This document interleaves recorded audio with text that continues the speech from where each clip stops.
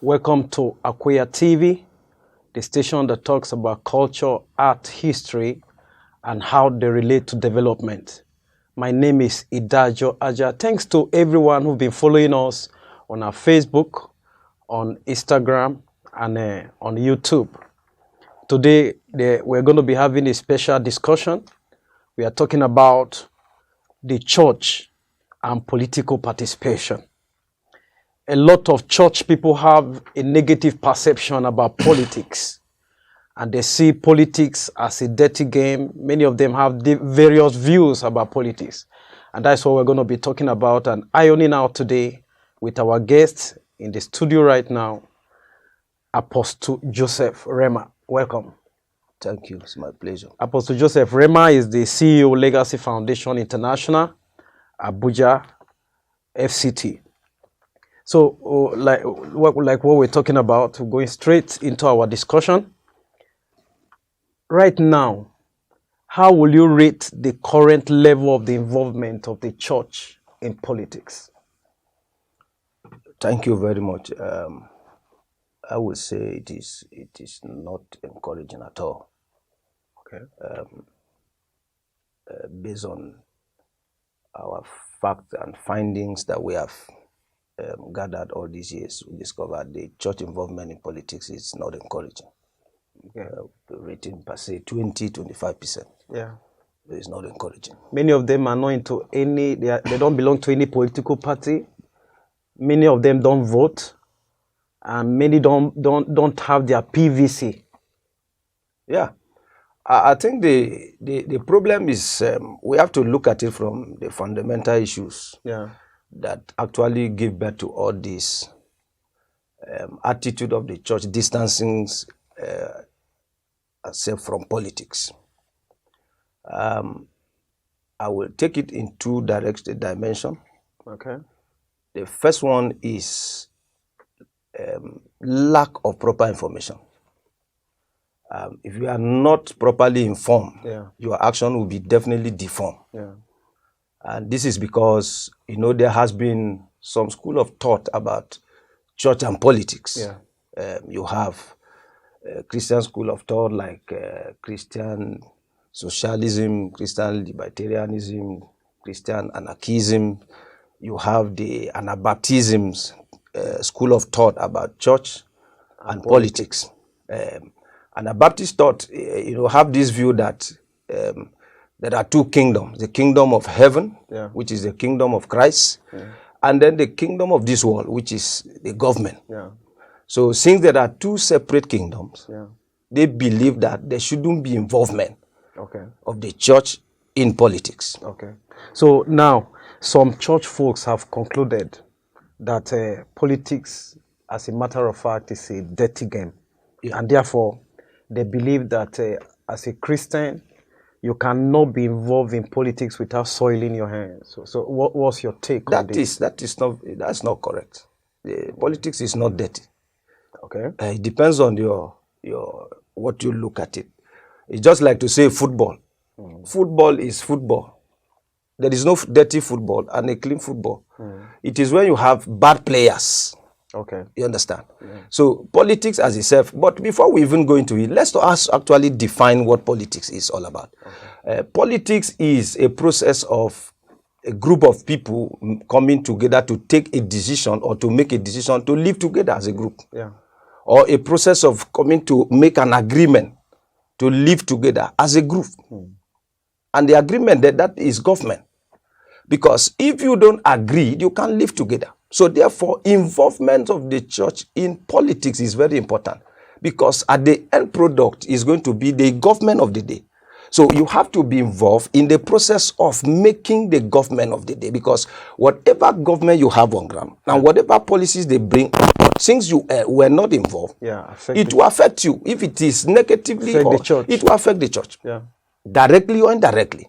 So politics, in my word and understanding, is not a dirty game. Okay. It depends on who is playing it. Okay. When a dirty man gets into it, then he now play dirty. politics. But politics itself is never a dirty game. So a Christian can actually be in politics and play clean politics. Very well, sir. Very well, sir. In fact, that is the reason why we advocate for more Christian or church involvement. Okay. Full involvement in politics. Okay. And if you are not involved, you cannot enjoy the benefit. That is what comes after the process of politics. Okay. Let me say this. I have a story a friend told me about one of the northern states. Yeah. During the election, they did the election, they went into the election, campaign process to election, and then finally a candidate won from a particular faith. Yeah. And then when it came to constituting the government, the appointment was seen to be given to people of one faith. Okay. You understand? Yeah. And then it was told that the Christian leaders in that state got offended a little bit. So they went to pay a visit to the governor. Yeah. And then laid a complaint and said, sir, we have seen that all your appointment, the juices appointment, are given to one particular faith. And I like the way or religion. Yes, one religion. And I like the response of the governor. He said the thing is, during politics is all about participation. Okay. He said during campaign, the Christians stay away from campaign. They don't get involved. They don't go out. They don't go out. They don't participate. Now, after the process, the election is done. So you expect him to now give appointment to people that did not participate? So he has to recognize those who work. He has a strong point. Yes. So, there is this adage that said, if you don't buy the ticket, you can't win the lottery. There is no how, even if you are with God, sitting with God every day. You see, when it comes to politics, you have to be involved. So that at the end, you can make your input and decide how things should be done. So the church should not just remain in the church to pray. No, it's not prayer. It's not prayer. God has answered our prayers. But this time around, we have to be involved. Okay. You have to be involved. Because if you are not involved, my brother, you can't change anything. Okay. Yes. So you see, the one thing, like I said in the beginning, that the perception is that it's a dirty game. Yes. For sure, there have been a lot of corruption in politics and in different quarters. What difference will it make? Thank you very much. Do you think the church will make if the church get more involved in politics? Thank you. Let's look at it now. If you have a drum of bitter water, and then you throw 1 cube of sugar inside that drum, you won't make any difference. Do you understand? But if you have a drum of bitter water, and then you bring 1 ton of sugar, or let's say 10 tons of sugar, and pour inside that drum, man, nobody will ever believe that this water was once bitter. So what am I saying? Get involved. The church has an ideology that is Christocentric or Christ mind. Yeah. Now, this mind means that things should be done properly. If you get involved, there are definitely the chances that things will be changed. You will influence a lot of things. If somebody who is there, a bad politician, want to let us be eating money, a Christian say, there is something in you that tells you, I say, no, let's do it this way. The only way we can bring these changes we are talking about is to get involved first. Let the church encourage Christians to participate in politics, both from the process of campaign to election period, and then to also contest for the office that needs to be contested. Yeah. So this is the only way we can bring in this change we are talking about. We can bring it. There is no how you like I said, you will throw a cube of water inside the water that is already bitter inside one food drum, and then you expect the taste to change. No. So you have to come in with the ideologies of soundness of mind, and then with Christ in us. We can influence things. It might not happen overnight. Yeah. It might not happen overnight. Okay. Yeah. You are a clergyman. Thank you. And also a political mobilizer. Thank you. Some church leaders might not still buy into the idea of being aggressive about politics. What do you think can be done to get them and the church interested in this campaign that you are doing? Okay. Before I answer this question, let me say this. Yeah. Still back from my opening statement, that lack of proper information is what are actually giving birth to all this trouble we are having between the church and politics. Because the leaders, the church leaders are in charge of these people. Yes, yes. They have their ears, they have they influence their minds. Yes, yes. Now, it is lack of proper information. When you have told the people that politics is a dirty game, you have given them a mindset of not involving in politics. So that's one. Now, secondly, the church leader themselves having a proper information. This is what I'm saying. Politics and religions should be separated. Yes. You don't have to match. The marriage between religions and politics is not correct. Okay. You have to separate politics from religion. Okay. And then religion stand on its own, politics stand on its own. Okay. What am I saying? Now, if you are saying as a Christian, now you want to involve in politics, and then the politics you are playing, you are mixing religion, and then because the minds of religion has already defined politics as a dirty game. Now you will not be able to be free to choose the direct person, even if the person is from the other faith. I told some people, I said, when we are talking about Christian participation in government politics, we are not talking about a Christian voting a Christian candidate. Or a Muslim voting a Muslim candidate. No, we are talking about you getting involved to the process of having an election and then having a government. If you discover the candidate is a Muslim, for instance, but he has the capacity to deliver the dividends of governance, you have to keep your religion aside and then support that person for the sake of the future of the society. It means that you have to be involved in politics without religious sentiment. Without religious sentiment. That's why I said separate politics from religion. Okay. Okay, for the last election, we work for a Muslim candidate and we voted a Muslim candidate. Okay. You understand? So we are not saying a Muslim should support Muslim or Christian should support Christian. That is not what we are saying. We are looking at being involved and then look at somebody who is capable. And then you support the person. And then as the person succeeds, a government is constituted. Wow. From this angle, you discover that whether you like it or not, even if the person that they match is a Muslim, but Christians are actively involved for making him to come into the office, definitely the interest of the church will not be downplayed. This sitting at the fence and be complaining will no longer be there. That's what we are saying. All right. That's what we are saying. Okay. Now, the other question is whether the Christian church leaders will not be aggressively involved. See, you don't need to be... What do you intend to do? Number one, you don't need to be aggressive. Okay. To be involved in anything. That word simply means to be really involved. Yeah, you have to be really involved. And what you need to do as a church leader is to keep sensitizing the people with the right information about politics. That is, after when you yourself as a church leader have understood this thing from this perspective, that politics is not a dirty game, then you can now explain to your people.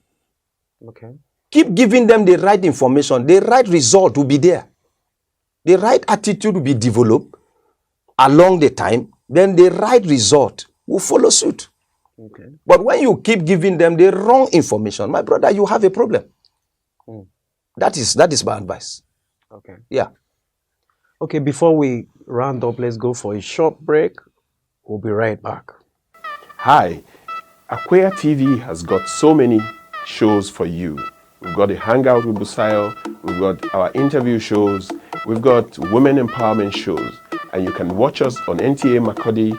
Also, you can watch us on YouTube and different channels. I am Odo Diego Okenyodo, and I think you will love everything you see on Akweyatv. Keep a date with us.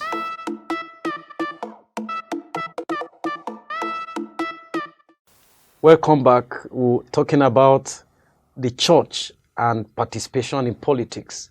To what level have the church been involved in politics? That's what we're trying to x-ray with Apostle Joseph Rhema, the CEO, Legacy Foundation International. And so before we went on that short break, we're talking about how you can convince the church leaders to actually get the people involved in politics. But right now, there's a need to commend some of the few clergymen and women who are already into active politics. I believe there are some of them already into politics.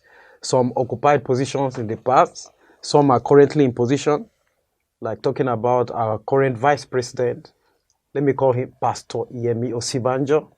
And then there was a time the governor of Benue State was a Reverend Father Moses Oshua Dasu. So what will you have to say about them? That is very commendable. Apart from the few you have just mentioned, who are more or less in the figure of leadership as pastors and all that. There are others. I also believe there are other Christians too who are actively in politics and in position. We cannot stop commending them, and then so we will also ask that more of that should be seen. They who are already in the system, active politicians, as church leaders, should also create this awareness for others to come in. Now, we are looking at the Nigerian project here. We are not looking at a denominational or a religious business. We are talking about the Nigerian project. So, Nigeria. And like I always say, the church has a very vital role to play towards a better Nigerian project. And this is one of them. Through politics, and then playing this politics actively. With the nature of God in us, things can be better. So we will commend those who are already there, and then also encourage them to create more awareness, and so that more people can come in. That is my own. Wow. It's okay. Before we go, one final word for the church. Maybe you need to show them your PVC as we encourage them. Leadership by example. Leadership by example. Now, I have my PVC. Of course, I'm in Nigeria. The Constitution of Nigeria said every Nigerian is, from the age of 18 is qualified to vote and then to be voted for. So in case you see my poster now, I want to be the president of Nigeria one day, so I'm qualified. So I have my PVC. You know, this is where I will start from. Because this is where the journey begins. I will encourage the church leaders to, first of all, encourage their people to go and register. From the age of 18, get your PVC. Because this is your instrument of change. Let me use that word. Now, get your PVC. And then during campaign, this is the journey, the process. They should also encourage their people to be involved in campaign. Then during the election, encourage your people to go out and vote. Because this is the only way you can bring that change and differences that we are talking about. You understand? But if you sit back, there is nobody that will go and work, then come and give you the result, the food at home. No. Even in the family setting, you discover that those of us who grew up from the background of the farmers who were our parents, you discover that when they break and they ask you go to farm and then you refuse. When the evening comes, no food for you. You receive the penalty of not eating dinner. You understand? Because the other person will not go and work, and then you will bring it and come and put it on your table. So this is my final word of encouragement for the church. Well, thanks for coming. Oh, it's my pleasure. We're glad to have you on the show today. You heard every Christian, every church person out there, go get your PVC and get ready to be fully involved in politics. That's where we're rounding up our discussion for today. See you next time. My name is Idajo Aja. Thanks for watching.